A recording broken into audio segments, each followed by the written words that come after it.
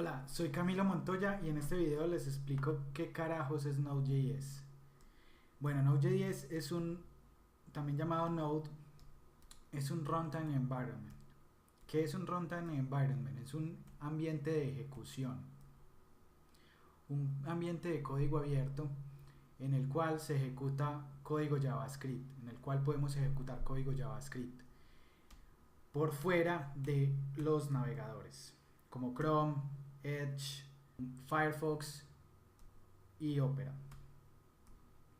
A menudo lo usamos para crear servicios backend, como APIs. Las APIs son Application Programming Interfaces, que son interfaces para comunicarse por medio de mensajes. Estos son los programas que residen en servidores remotos, es decir, son programas que están en los servidores a los cuales visitamos y que nos sirven las páginas que nosotros tenemos. En este caso, un backend service puede ser una API RESTful, la cual me sirve datos a una aplicación cliente, como sería una aplicación de JavaScript en el navegador. Esas aplicaciones entonces envían información a todas esas aplicaciones cliente. ¿A qué tipo de aplicaciones entonces podría enviarle? Tanto a web apps como a aplicaciones web, y estas están en navegadores, o a aplicaciones móviles. Las web apps siempre y las aplicaciones móviles siempre deben de conectarse a un backend y con este empezar a intercambiar información. Entonces por eso el backend puede servir información en forma de mensajes. En este caso, las más conocidas como las APIs REST envían datos en forma de JSON. Estas aplicaciones residen en la nube, por tal motivo he dibujado una nube como para que lo veamos. El bloque verde sería entonces un servidor que está en la nube en cualquiera de los servicios que hay. Por ejemplo, Amazon Web Services, Google Cloud, Microsoft Azure, DigitalOcean, entre muchos otros. Bueno, estos servicios de backend también están en la nube, sirven para almacenar información, sirven para enviar emails, sirven para enviar push notifications y sirven para procesar información, y estos pueden ser también construidos con Node.js. También puedes comunicarte con otros servicios, o sea, hacer que el backend se comunique con otro servicio externo y que por medio de este te sirva como de intermediador entre tu aplicación cliente y el servicio con el que te estás comunicando. Entonces en este caso, pues cuando hay otro servicio, este otro servicio también está en la nube. Entonces podrían comunicarse por medio del backend en Node.js con las aplicaciones cliente. Ya sabemos, las aplicaciones cliente pueden ser aplicaciones web que trabajan dentro de los navegadores, o aplicaciones móviles o aplicaciones de escritorio también. Entonces entre eso se comunican. Ahora bien, Node.js sirve para alta intensidad de datos. Nos sirve también para crear aplicaciones en tiempo real. Nos sirve también para crear aplicaciones que son altamente escalables. Nos sirve para crear microservicios. ¿Por qué? ¿O para qué? ¿O para qué esto? Bueno, sabemos que hay muchas tecnologías que sirven para los servicios en backend, o para crear aplicaciones backend, como es Ruby on Rails, el framework de Spring de Java, Django, que es un framework que está creado en Python, Laravel, que está creado en PHP, o Microsoft.NET, que está creado en C#, creo, no sé. Y sirven para crear todas estas plataformas. Entonces, ¿para qué debería o por qué debería de usar Node.js? Entonces, bueno, Node.js sirve porque es una plataforma que permite crear prototipado de aplicaciones más rápido. Está diseñado o sirve o se adapta mejor a las metodologías de desarrollo ágil. Los servicios son súper rápidos y escalables. todos los servicios backend que creamos con Node.js. ¿Qué aplicaciones o qué empresas usan Node.js en producción? Entonces está Netflix, está Walmart, está Uber, está PayPal, está Trello, está LinkedIn, está Medium, que es la plataforma de blogging, está Groupon, eBay, la NASA y Slack, entre muchas otras. Bueno, lo bueno de Node.js es que te permite usar JavaScript por fuera del navegador. Entonces tendrías JavaScript en todas las capas. Y usarías el mismo lenguaje en ambos lados, tanto en backend como en frontend. Y aparte de eso, el código, la plataforma o el runtime o hacer aplicaciones en Node te permiten crear aplicaciones con un código más mantenible y con un código más limpio y un código más ordenado.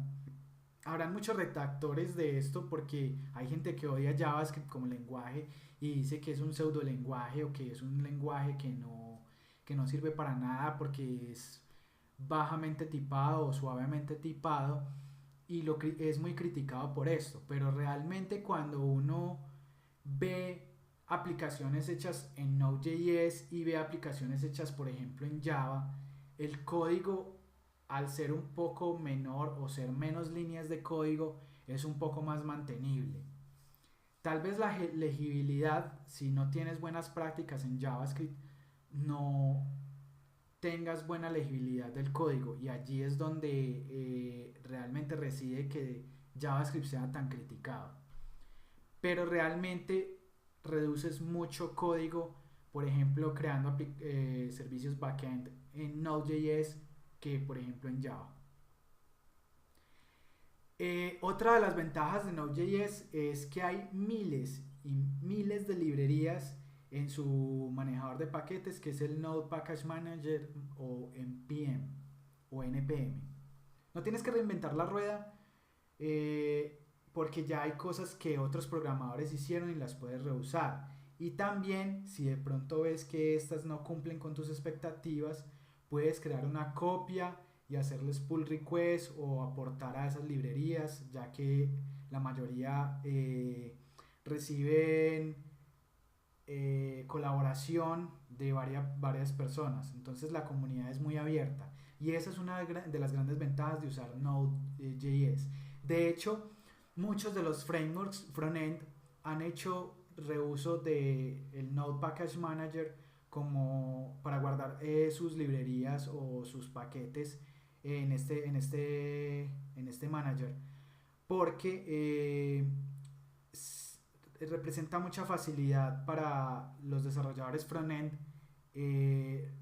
usar estos paquetes o usar librerías para frontend ya creadas por otras comunidades o por una comunidad o por otros desarrolladores por medio de este paquete y se hace más fácil y mantenible el código y la actualización de las librerías.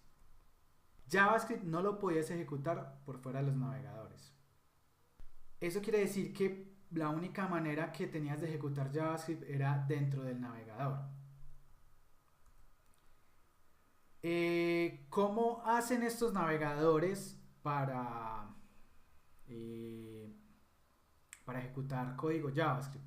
Ellos, cada uno ha creado su propio motor de JavaScript o su runtime de JavaScript, normalmente llamados JavaScript Engines, en español motores de JavaScript. Por ejemplo, Internet Explorer en el pasado usaba el runtime o la máquina de JavaScript o el JavaScript Engine llamado JScript. Al darle muerte a Internet Explorer, pues ya no existe y pasó a ser hoy en día, primero el navegador pasó a ser Edge, ya que hicieron una reescritura de todo el código de Internet Explorer. Entonces ahora Edge utiliza el motor Chakra, que es como una reescritura también de JScript, que era el motor de Internet Explorer. Firefox utilizaba SpiderMonkey y ahora le han dado muerte a Firefox como tal porque le hicieron también una reescritura y ahora es Firefox Quantum. Y Firefox Quantum también reescribió su engine de JavaScript y ahora se llama TraceMonkey. Chrome usa el motor de JavaScript llamado V8. Bueno, Node.js no es un lenguaje de programación. Node.js no es un framework para las personas que piensan que es un framework. Node.js sí es un ambiente de ejecución de JavaScript, es decir, a alguien se le ocurrió sacar JavaScript del navegador. Eso es Node.js. Pero entonces, ¿cómo así que Node.js no es un lenguaje de programación y Node.js no es un framework? Entonces, ¿qué es Node.js? ¿Qué es Node.js? ¿Qué carajos es un ambiente de ejecución de JavaScript? Pero ¿por qué me enredan tanto? Porque JavaScript tiene que enredar tanto las cosas. Entonces, los motores que vimos a continuación, que eran Chakra, TraceMonkey y V8, los más populares, a alguien llamado Ryan Dahl se le ocurrió por sacar JavaScript de los navegadores. En ese entonces Ryan Dahl veía que los servidores o lo que se usaba en esa época, eso fue en el 2009, se usaba cosas que todavía eran muy bloqueantes, que eran servidores o servicios bloqueantes. Quiere decir que cada vez que alguien hacía una petición o un request a un servidor, se bloqueaba por un momento el hilo donde se estaba ejecutando y había que esperar a que respondiera a un solo usuario para que el siguiente usuario pudiera obtener una respuesta de alguna petición que hiciera. Entonces a este señor se le ocurrió la genial idea de usar Node.js. Entonces Ryan Dahl no tenía estudios en Computer Science. Ryan Dahl no era un ingeniero de sistemas, como lo llamamos en Colombia, no era un programador, no era alguien que tuviera un bagaje en Computer Science. Realmente él era un educador, él no era un educador, era un estudiante de matemáticas. Él ya estaba haciendo unos posgrados en matemáticas, no recuerdo bien si era maestría o un doctorado, no lo recuerdo bien. Y él estaba aburrido de hacer lo mismo, porque siempre veía que estaba haciendo ejercicios en papel, pero nunca llegaban a una trascendencia grande. O sea, él quería algo así como generar un impacto más grande y las matemáticas no le estaban permitiendo hacer eso. Él, en un video que vi sobre la historia de JavaScript, que más adelante les compartiré el link, él decidió viajar a Sudamérica. Él dice que estuvo unos meses, no sé si años, pero unos meses estuvo en Chile y estuvo con un amigo de él que es programador y era programador en PHP. Entonces pues Ryan, como estaba tan decepcionado de su carrera de matemáticas o algo decepcionado, pues vio como que bueno, yo te podría ayudar a programar, y aprendió a programar en PHP y entonces le ayudaba. Luego pasó a Ruby on Rails y vio que ser programador web no era solo lo de él, entonces estuvo también haciendo contribuciones al core de Ruby on Rails y contribuciones a el servidor en Jinx, que pues es un servidor web para Ruby on Rails y para PHP. No sé si para Java también funciona, porque no, la verdad mi conocimiento de Java es mínimo o nulo, entonces no sé bien si también sirve para otros lenguajes, pero por lo menos para Ruby y para PHP ha servido. Entonces Ryan, una de las cosas que le pareció impactante era que cuando había una subida de archivos, el cliente o el navegador tenía que estarle preguntando al servidor cuánto había subido del archivo para calcular el porcentaje y pintarlo en una barra de carga. Eso está en un video, él lo dice en el video. Creo que la historia es así, porque pues precisamente él lo dice en el video. Entonces él le decía que era mucho tiempo y un proceso demasiado arcaico, por así decirlo, eh, estarle preguntando al servidor qué tamaño lleva del archivo o qué porcentaje o qué tanto ha cargado el archivo que estaba subiendo. Entonces él decía, no, esto no debería de ser así, esto debería ser un poco más en real time. Él entonces vio que el bloqueo de operaciones I/O, como funciona en la mayoría de servidores en otras tecnologías como Ruby, como Java y como otros, él vio que no era muy, ¿cómo decirlo? Que no era muy eficiente. Entonces decide tratar de crear algo propio para evitar ese bloqueo de operaciones I/O.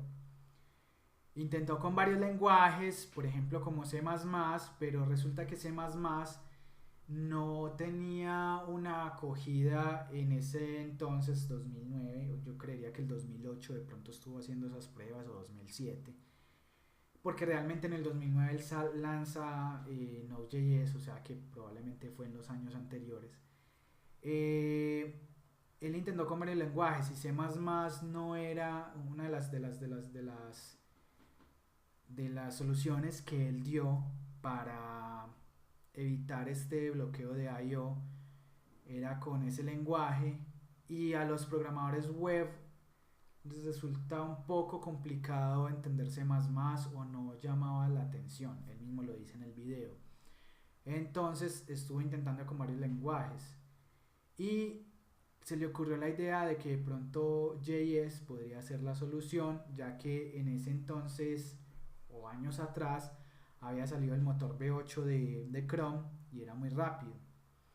Entonces él dijo, pues probablemente JS tenga mejor tracción o tenga mejor acogida, perdón, de los desarrolladores web. Entonces por eso decidió hacerlo con el motor de V8 de Chrome.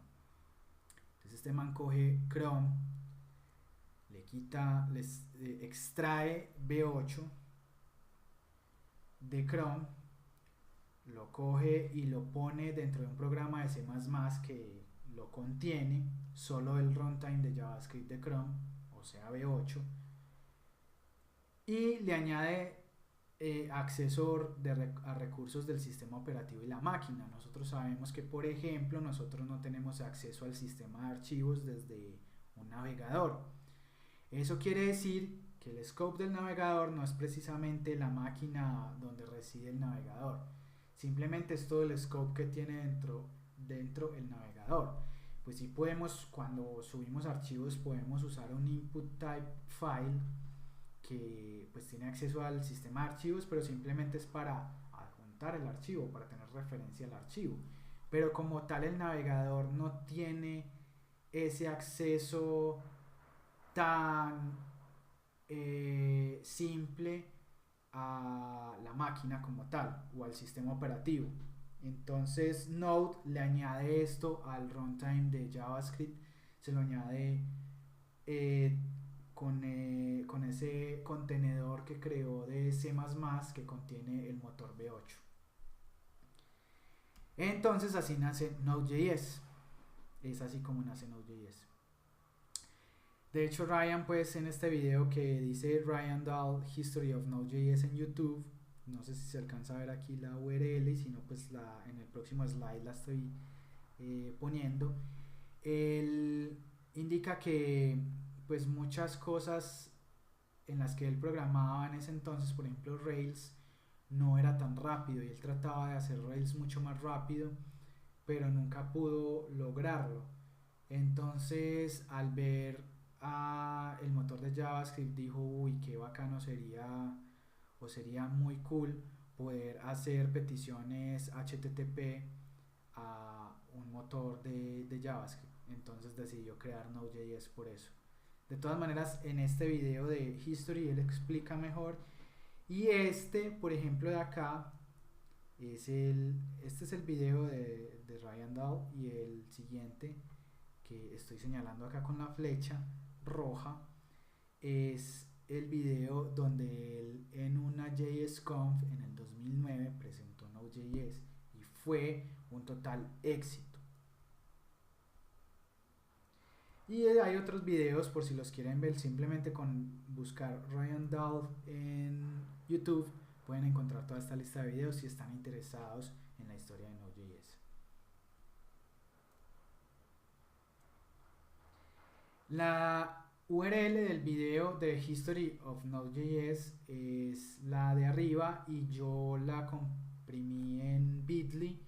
Pues no sé si la de arriba se hace muy difícil, esta de acá se hace muy difícil escribirla, entonces pues simplemente van a Bitly Node.js History / Node.js History y allí pueden ver el video. Bueno, a pesar de que Node.js y Google Chrome comparten el mismo motor de JavaScript, sí tienen algunas diferencias. Estas diferencias son, por ejemplo, el navegador tiene Document. El equivalente a este en Node.js sería, el objeto principal en Node.js sería el process. Entonces entro a una consola, tipeo node, si ya lo tengo instalado, doy process y veo todo este documento. Cosa aparte, por ejemplo, en el navegador donde tipeo document y lo que obtengo es el document completo. Fíjense que cuando expando el objeto, lo que recibo es el HTML y todas las subetiquetas que hay o todos los subcomponentes de HTML, subelementos de HTML que hay dentro del DOM. Entonces en Node pues es el process y el scope principal en el navegador es el objeto window. De hecho, si yo abro una consola y tipeo this, una consola en el navegador, una consola de JavaScript en el navegador, y tipeo this, el resultado que me va a dar es window. Y si tipeo window, fíjense que es el mismo objeto. Entonces el scope principal en la consola de un navegador o en el motor V8 en Chrome, por ejemplo, es el objeto window. Y esto es igual en los otros navegadores. El scope principal de Node es global, entonces esta es una diferencia entre el navegador. Y si yo le doy this a Node, entonces él me entrega este objeto que vemos acá en pantalla y al principio puedo ver que es global, que el objeto se llama global. Vamos a ver acá, global, hay una parte ahí. Bueno, y de hecho si tipeo global me sale el mismo, o sea, tanto si tipeo this como si tipeo si escribo this como si escribo global son la misma cosa para el scope principal de Node.js. Estas son dos de las grandes diferencias entre el motor V8 en Node y el motor V8 en Chrome, por ejemplo. En Node no existe window, entonces si yo tipeo window en Node, dentro de Node, dice que window no está definido y nos da un error porque no existe el objeto window en Node.js. En Node.js tampoco existe document, entonces si ingreso a Node, tipeo document, también me va a dar un error de no definido porque document no está definido dentro de Node.js. Entonces no vamos a encontrar estos dos objetos, ni window ni document, dentro del scope de Node.js. Node provee APIs para hacer cosas que un navegador no puede hacer. Entonces tenemos, por ejemplo, dentro de la documentación de Node.js, si vamos a nodejs.org, podemos ir a la documentación y tenemos funciones como File System, que es una librería nativa de Node o una librería core, también pues nativa, es equivalente a core de Node, es del core de Node. Y esta librería nos permite manejar el sistema de archivos de un sistema operativo. De hecho, tiene todas las funciones POSIX de estos sistemas. Otra de tantas es, por ejemplo, escuchar y hacer peticiones HTTP por medio de la librería HTTP de Node, que también es otra de las librerías core. Es decir, permite a Node crear o recibir peticiones HTTP. También tenemos otra librería que se llama Net, que permite crear o escuchar conexiones TCP basadas en streamings. También mantiene otra librería de manejo de streams que es nativa y que pues esto no lo tiene un navegador propiamente, y maneja y puede manipular streams. Existe una librería para hacer asserts que sirve para hacer, por ejemplo, testing. Existen async hooks, buffer, y ¿qué más existe? Existen existen add-ons de C++, la API de Node tiene estrecha comunicación con módulos de C++, y de hecho módulos muy famosos de Node que están en NPM realmente son módulos de C++. Bueno, para ver todo esto puedes visitar la documentación oficial en nodejs.org. Allí está toda la información. Creo que está en español y lo puedes ver en español. La gran ventaja de Node.js es su naturaleza no bloqueante, es decir, que tiene naturaleza asíncrona. ¿Y qué es un proceso asíncrono? Un proceso asíncrono es, por ejemplo, voy a dar este ejemplo. Tenemos un restaurante donde tenemos una cocina y tenemos dos mesas. Este restaurante solo tiene un mesero. El mesero toma la mesa 1, toma o le pide una orden, le hace una orden al mesero, que sería la orden 1. Esto sería equivalente, por ejemplo, cuando un usuario hace un request a un servidor. Y el mesero vendría siendo un hilo de ejecución. Entonces Node.js se ejecuta en un solo hilo y lo que hace es que su naturaleza asíncrona recibe los requests. En este caso sería una orden que haría una mesa, haciendo la alegoría de un restaurante. El mesero va y entrega la orden al chef, y mientras que el chef está cocinando o está haciendo la comida, el mismo mesero puede ir a atender la siguiente mesa. La siguiente mesa le hace otra orden, en este caso la orden es haciendo alegoría a un request de un usuario. El mesero va y le entrega al chef y no tiene que esperar a que se haga la comida o que finalice el chef de hacer la comida. Una vez finalizada alguna de las dos órdenes o alguno de los dos requests, entonces el mesero va y lo entrega y puede atender a las mesas sin tener que esperar a que el cocinero o que la cocina le entregue la comida. Esto es un proceso asíncrono y así funciona Node.js. Node.js solo funciona en un hilo, aunque tiene librerías para crear clusters en las que puede recibir varias peticiones, pero realmente esto lo que crea es varios procesos de Node.js que funcionan de manera separada y que cada uno igual tiene su mesero, lo que equivale a su hilo, y este puede atender varios requests de manera asíncrona. Sin embargo, Node.js también tiene una API que es síncrona y en la cual si la usamos vamos a bloquear este proceso asíncrono y él no va a ser capaz de atender los requests de una manera asíncrona, que es lo que lo hace realmente más eficiente que otras plataformas o que otras tecnologías del lado del backend. Entonces, uno como desarrollador backend en Node.js debe tener claro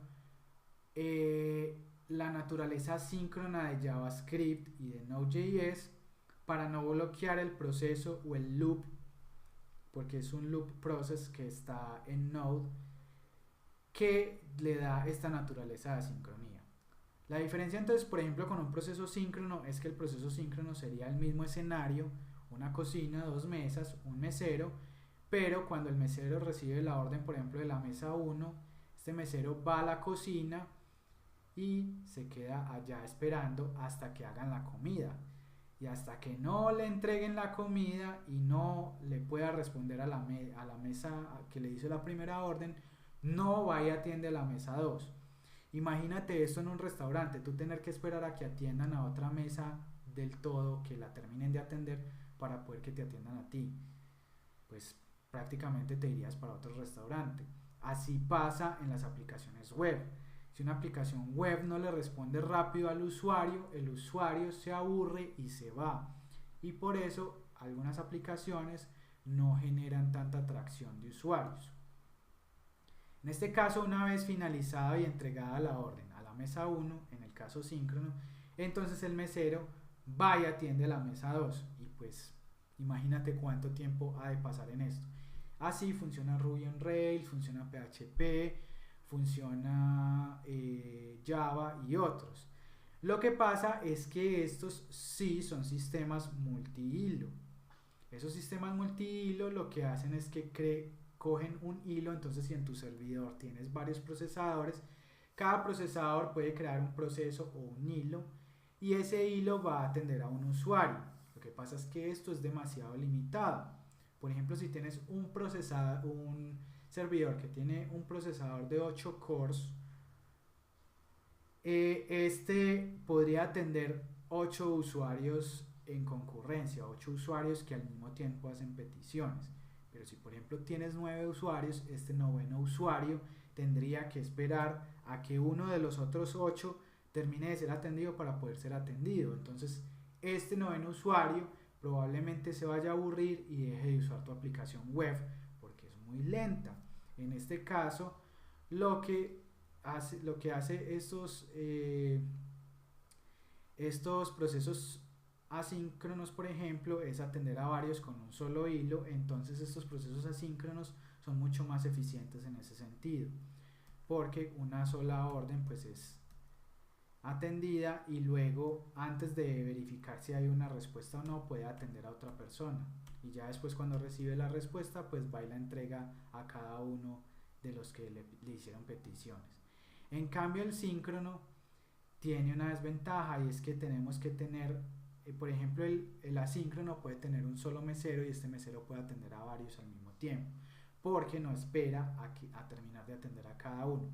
En cambio, los procesos síncronos necesitan varios meseros, o sea, varios hilos. Entonces esto hace que necesites más hardware, o muchas veces necesitas más servidores, no solamente el hardware en un monoservidor, en una aplicación monoservidor, sino que probablemente te exija que balancees todas esas cargas en varios servidores para poder atender a más personas al mismo tiempo.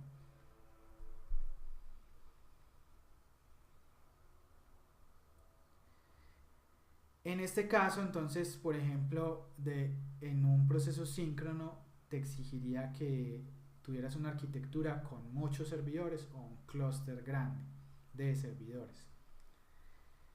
Bueno,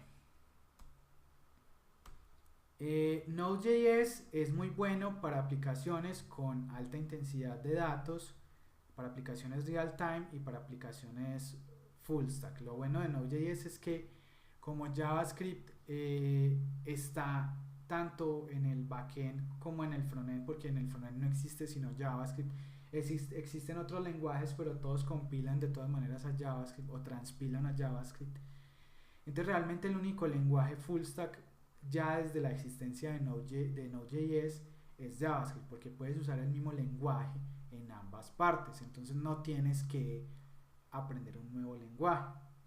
Esta es una de las ventajas que da Node.js, de que no tienes que aprender otro lenguaje de programación, y realmente hace que JavaScript sea el único lenguaje hasta el momento que realmente es full stack, que está en los dos ambientes, o que está en ambas capas, tanto en el backend como en el frontend.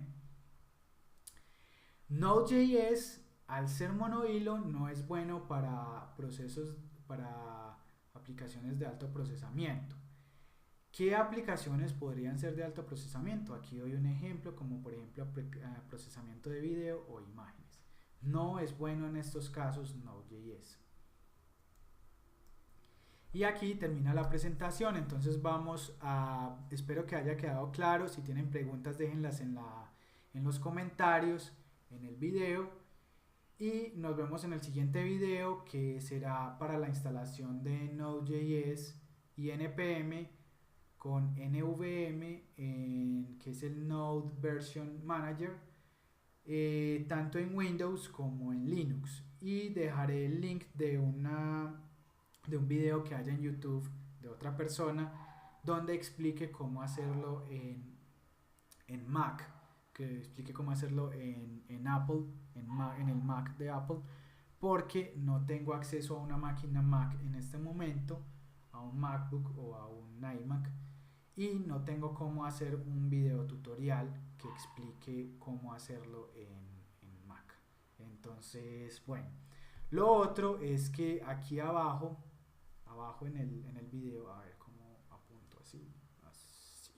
Abajo en el video, abajo de la presentación, ven que hay unos cajones que han estado rotando, constantemente han estado rotando, y ahí están las redes sociales. Entonces las redes sociales de la comunidad para la cual está hecha este video es en Twitter, Node-Co. Y lo otro es que nos pueden seguir también en la página de Meetup, en la otra que está saliendo, va a salir en un momento. A ver, sal. Bueno, ahí está el Twitter, que es Node-Co. Ahí está nuestro Meetup, entonces vayan a bit.ly/Nodeco y los va a llevar a nuestra página de Meetup, y allí pueden ver todos los eventos que tenemos, más que todo en Medellín en este momento, pero queremos ir a otras ciudades. El Twitter, que es Node-Co, y mi Twitter personal o mis redes sociales en Instagram, en Facebook, en LinkedIn y en Twitter me encuentran como Camilo Montoya U. Bueno, muchas gracias y los espero para ver el próximo video para instalar en Linux o en Windows Node.js.